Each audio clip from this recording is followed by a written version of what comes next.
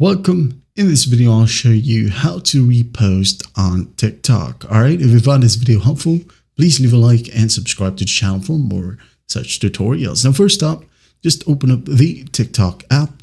Okay, once done, go ahead and find the video that you wanted to repost. Okay, for example, this video right here. Okay, so to repost, all you need to do is just tap on this share button. Tap on it. And once done, as you can see here in the second row, you'll be able to find the repost button. So just tap on it. Now it says here, introduce this post to others by reposting.